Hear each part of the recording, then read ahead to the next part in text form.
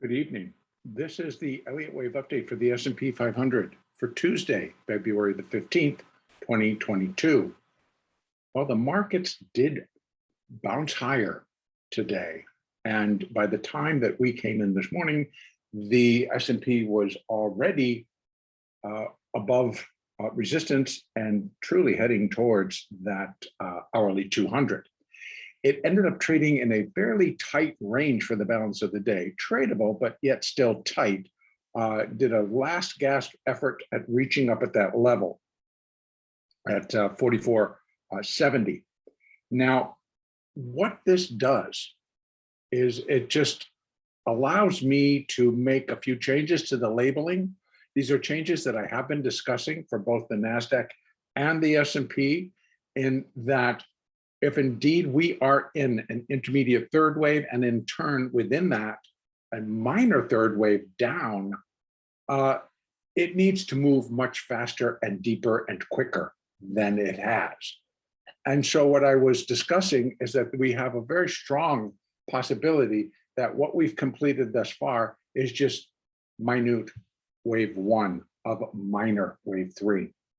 Now, why I've also done that is when you study Elliott and you read Elliott's original works, one of the things that he consistently talks about is that the structure and the placement in terms of wave number or letter needs to have the right look. It needs to fit into what you're really labeling and what you're counting. And previously, of course, this was where I had put a minute 3, and this would have left it as a minute 4.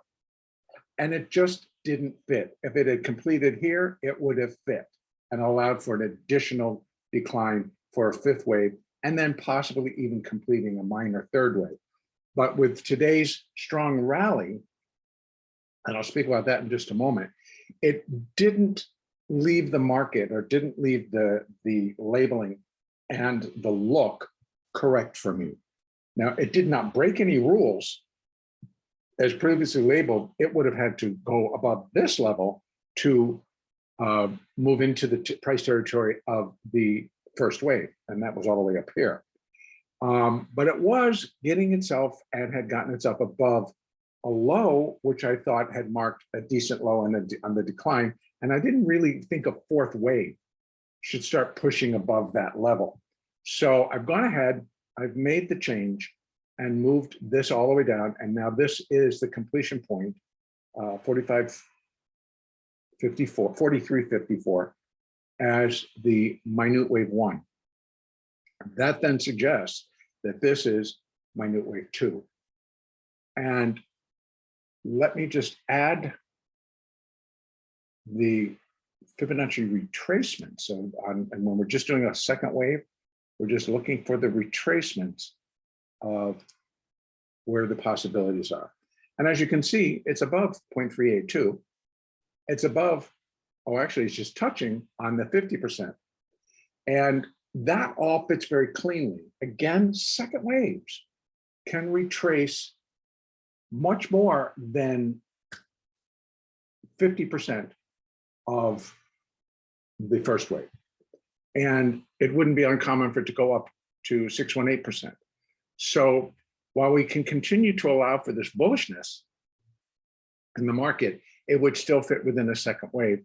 And that still leaves out there the downside projections and the continuation of this larger correcting phase.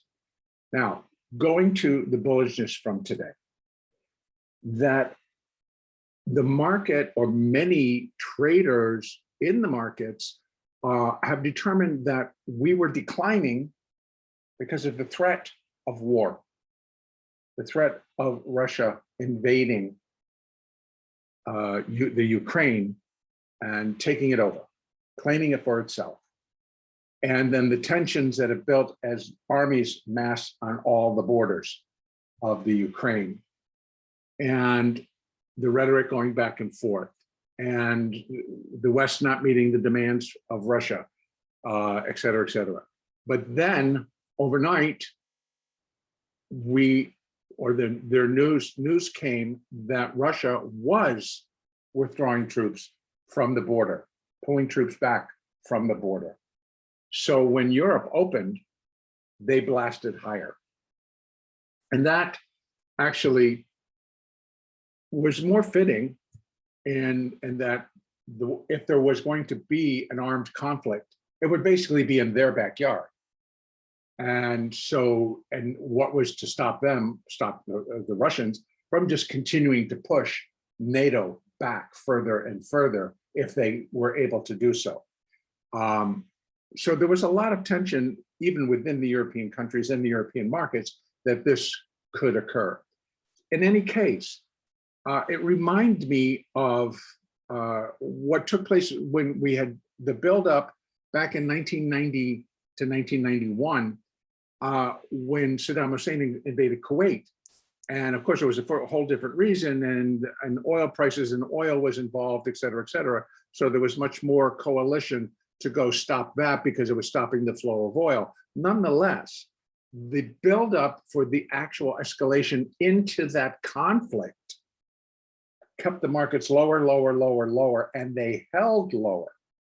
And when the U.S. and its alliance actually moved in to free Kuwait, the Iraqi army did not fight back. So it was just like, oh, this was easy. And the market's reaction, instead of being severely down, which is what many were expecting, it rallied. And that produced the rally that started in 1991 and carried the markets up to the 1999 highs. It just took off and it just went.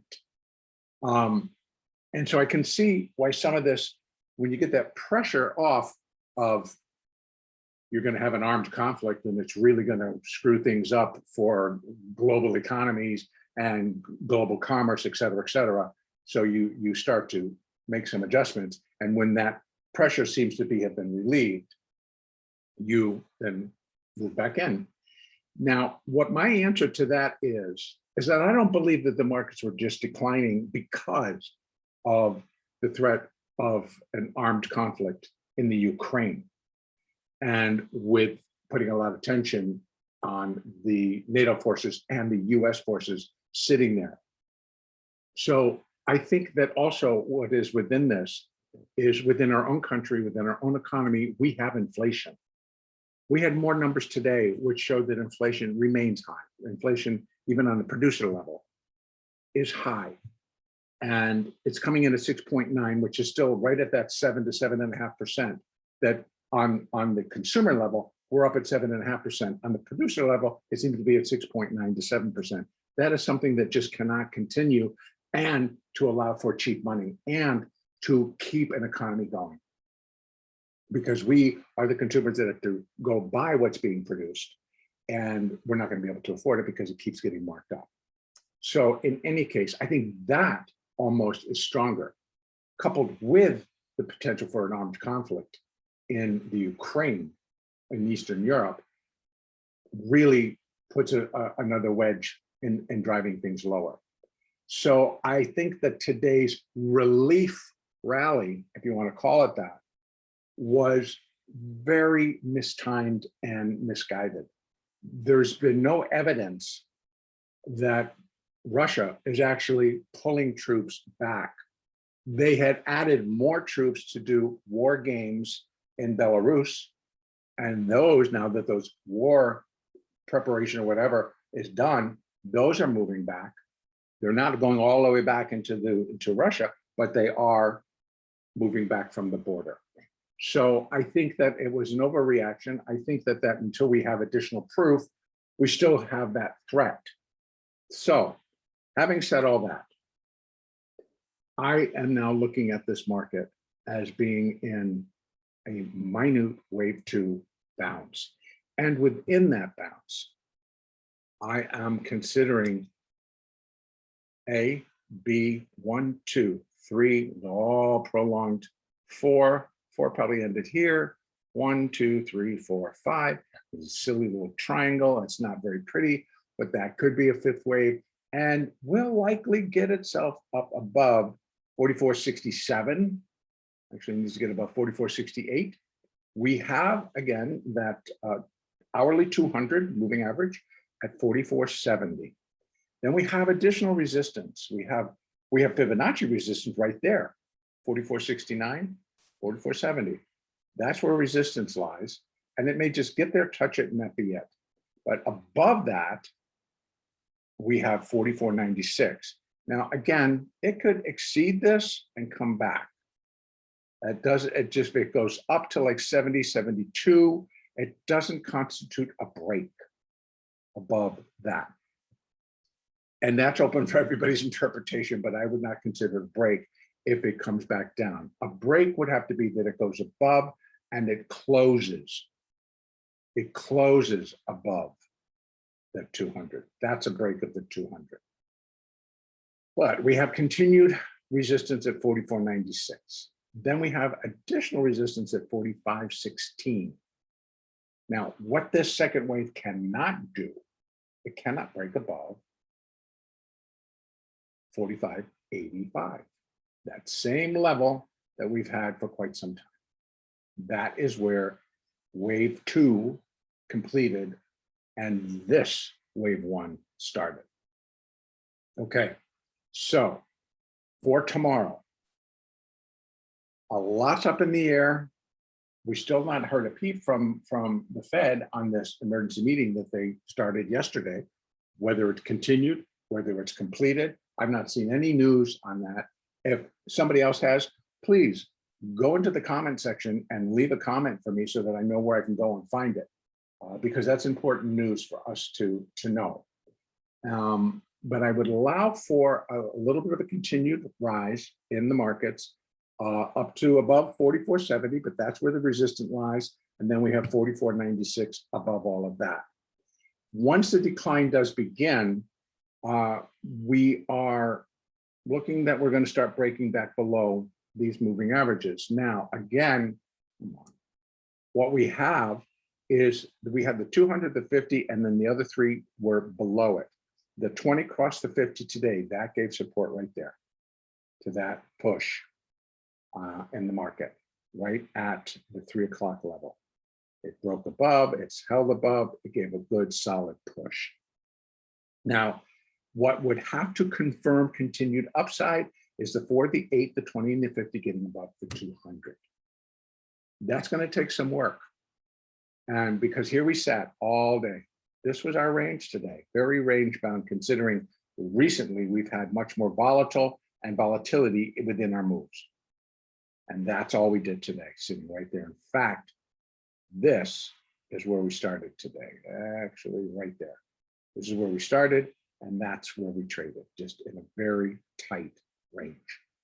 So I'm expecting that range not to actually exist, because if it's just the fourth wave of the C wave going up, then once it's done, we should come back down and start breaking all of these levels, breaking below.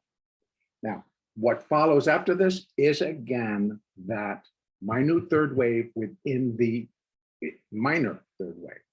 So we continue to deal with 3 of 3 type moves. We are in an impulse move down, and therefore we're going to continue to deal with them as wave 1, 3, and 5 unfold. So hang tight.